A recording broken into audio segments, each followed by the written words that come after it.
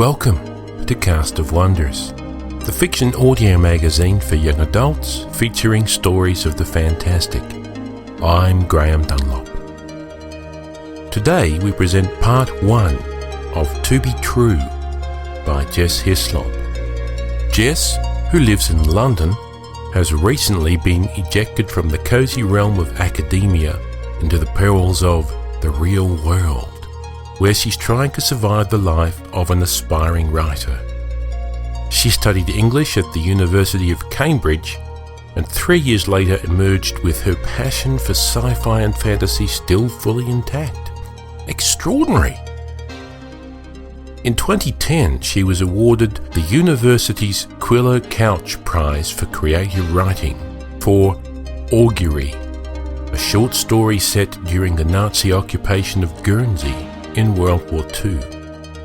You'll soon be able to purchase Augury from Shortfire Press at www.shortfirepress.com. You can find out more about Jess at lightningtreelive.wordpress.com and read more of her sci-fi and fantasy stories at www.elfwood.com. Please check the show notes for details. And now, we've a tale to tell.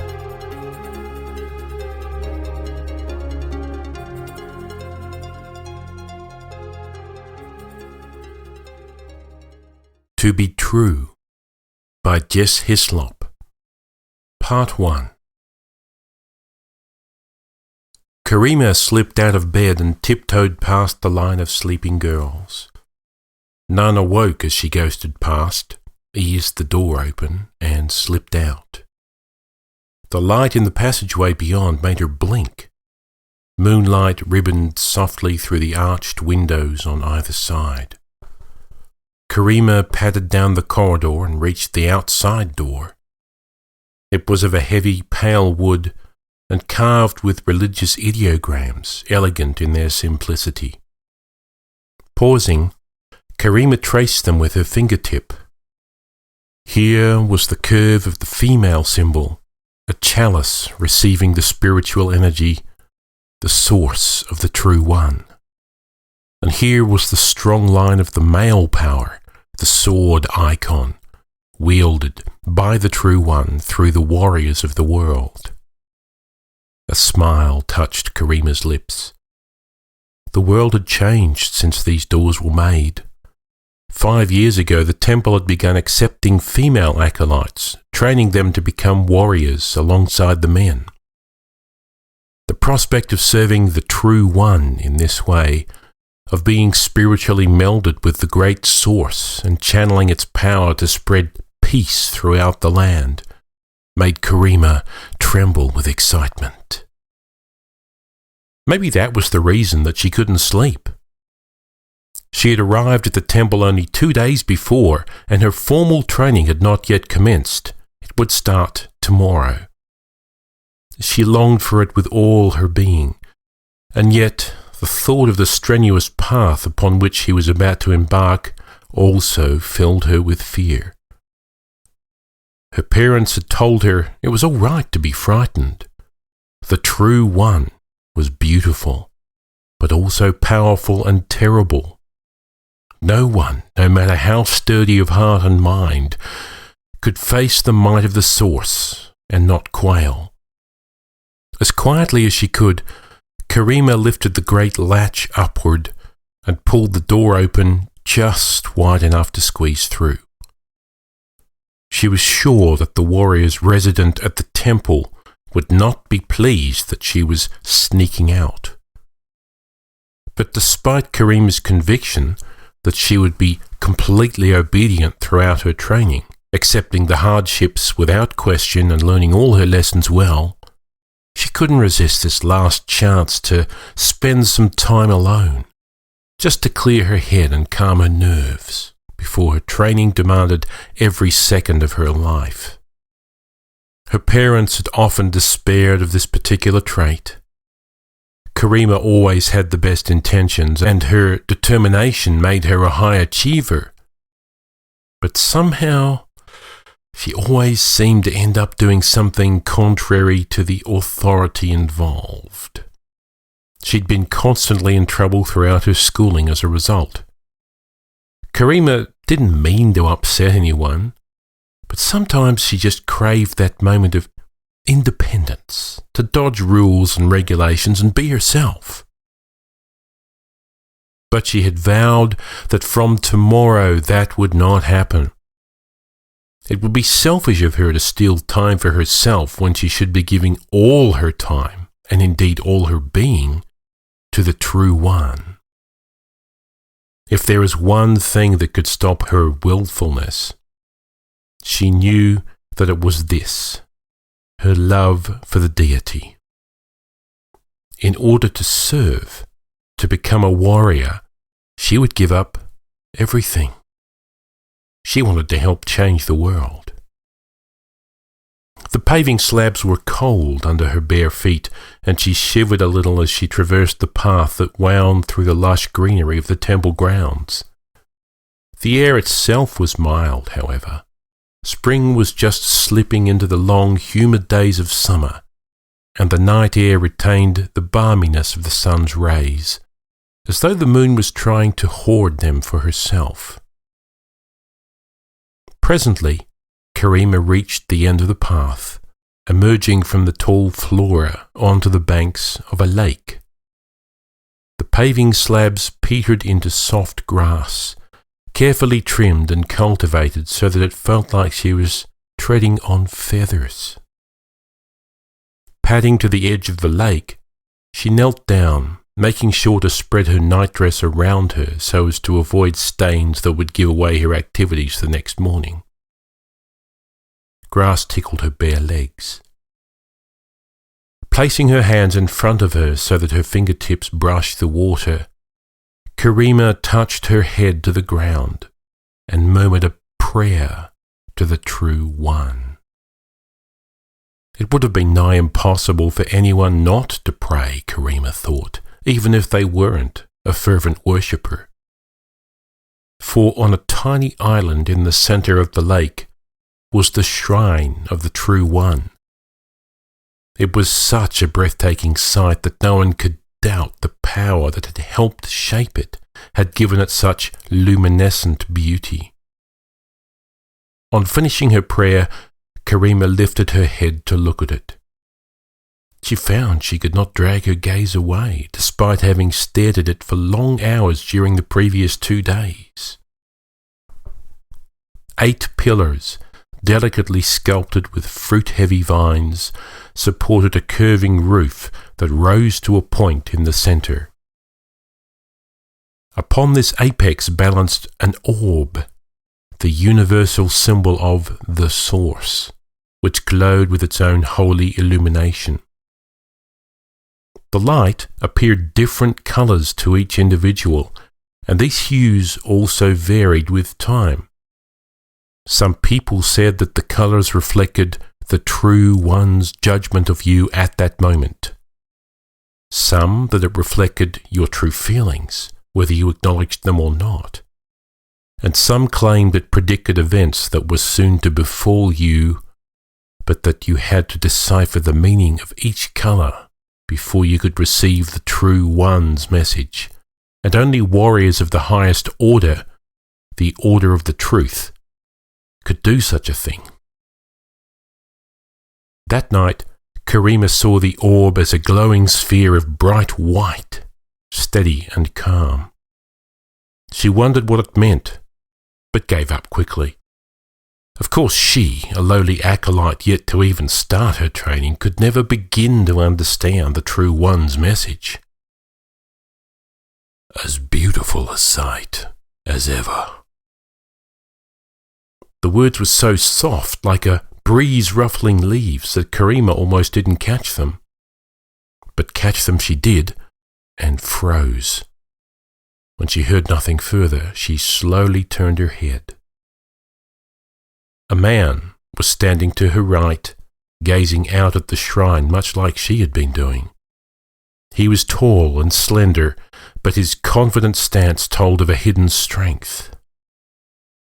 He wore a long tunic of a delicate white cloth that seemed to shimmer in the moonlight, and slits down either side revealed billowing trousers of the same material tied close round the ankles. Over this he wore a short jacket fastened across the front with fine silver chains. A long curving scabbard hung from his belt. The man's face was just as mesmerizing as his glorious attire. His skin was alabaster white, and his hair, cropped short except for a long ponytail hanging plaited down his back, was almost as pale. His nose was strong and straight, as were his lips, and his cheekbones traced elegant shadows on either side of his face. He looked as though he'd been carved from marble by the greatest sculptor in the land. But it was not merely the man's beauty that made Karima's breath catch in her throat, for on his forehead, just visible beneath a wisp of silvery hair, a tiny point of bright light glowed steadily, mirroring the orb atop the shrine's roof.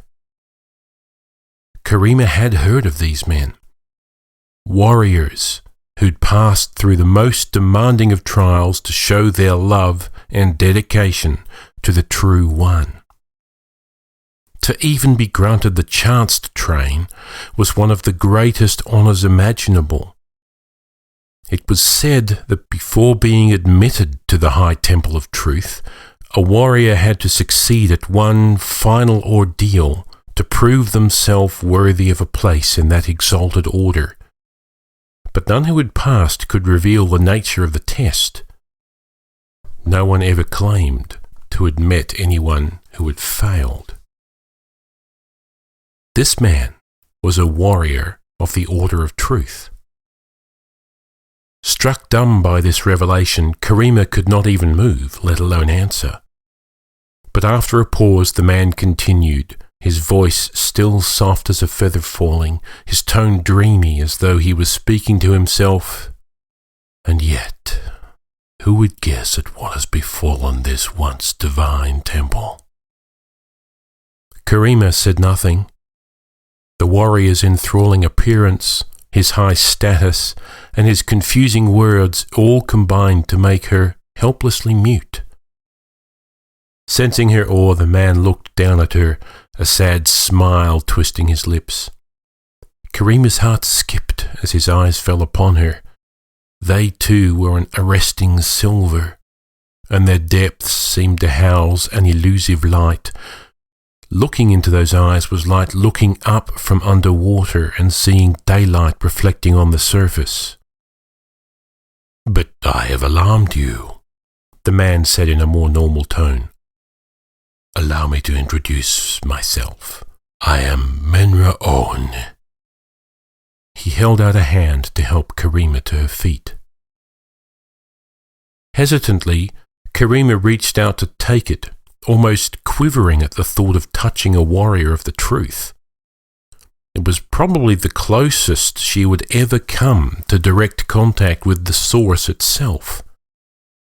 She expected his touch to paralyze her even more, but when she took his hand, strength seemed to flood into her, filling her with a sense of ease and certainty.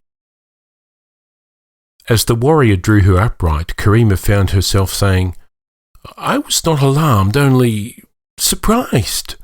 I never expected to meet a warrior of the truth, or at least not so soon, and I was not prepared for your beauty." She stopped, flushing. She hoped she hadn't offended him. But Karima's anxiety was unfounded. Menra Owen only chuckled in response. It was a fresh surprise hearing such a human sound emerge from such an angelic being. "I am not to be praised for it. It is a gift from the True One." "A gift?" "I cannot say more." He looked sidelong at her. "It is forbidden." "Why are you here?" Karima asked as Menra Owen led her away from the lake and back to the path. "Have you come to see the new acolytes?" with the corners of his mouth tensed into a grim line. "I wish that I could answer yes," he said, "but unfortunately my business here is unpleasant, to say the least. And I will need your help to fulfill my mission, Karima." Karima gasped. "My help?" she squeaked. Her mind was spinning. How did he know her name? "But I haven't even started my training. I only arrived 2 days ago." Menra'on stopped walking. He turned to Karima and put a hand on each of her shoulders. His stare seemed to bore into her. "That is precisely why you are the one who must help me. You have not been corrupted." His tone was very urgent. "I can see that you doubt yourself, that you do not have faith in your own abilities yet. But I will prove it to you. Answer me this. Why did you come to the shrine tonight?" "I couldn't sleep," Karima said feebly. Menra'on said nothing. "And I needed time to myself, without rules, without being told what to do." She felt ashamed telling him. He was of the highest order of warriors and had given his whole life to the service of the True One, and here she was carrying out a selfish whim. But his eyes were kind. "That is why it must be you."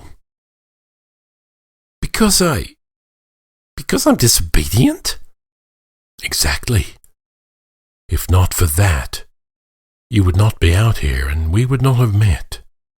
The True One knows all that could happen and will happen." Karima took a deep breath, filled with elation at the thought that the True One had singled her out for such a role. Menra'on released her shoulders and stood straight, looking over her head toward the temple just visible through the greenery. The sudden change in his expression was unsettling. He looked furious. "This temple has fallen," he announced. "It is unworthy. The warriors here have been given time to adjust their sinful ways and repent, but they have not. They cannot remain unpunished any longer." Karima stood stock still, listening as all her dreams were stripped away. "Unworthy?" The question came out as a whisper. Menra'on turned back to her with pity. "I am sorry to have disillusioned you, but it is necessary. The warriors here have grown lazy and insolent in their power. 5 years ago, when women were admitted to the temple, they took advantage. In a month, maybe less, you would have fallen victims to their lies. They claim that it is a vital part of the training for a woman, that it is the path to becoming one with the Source." He scoffed, a frown of disgust etching lines on his brow. "The True One has no need of such followers. They blemish the Source, polluting it with their corruptions. They must be punished." He fingered the hilt of his sword. "And I am the one who will punish them." Karima swallowed. She wouldn't have believed the story from another's lips. But here was a warrior of the truth, telling her awful things that shattered her vision of her future. Another acolyte might have broken down, unable to bear these revelations, but Karima only swallowed and said, "What can I do?" A proud thrill ran up Karima's spine when she saw that Menra'on was impressed by her response. "Your part in this is simple, or at least I hope it will be. You must collect the other acolytes and have them leave the temple. you must lead them outside the temple grounds. You must go now and go quickly, for tonight I shall unleash the vengeance of the True One on these so-called warriors of the world." Karima nodded, trying not to show her nervousness. Menra-Owen regarded her solemnly for a moment, and then put out a hand and drew her head toward him. His lips brushed her forehead. "The blessings of the True One be on you, young one." He released her. "Now, go." Karima took off back to the temple, feet slapping the stone slabs. She looked back only once as she reached the door. All she saw was a twirl of silver white disappearing into the greenery.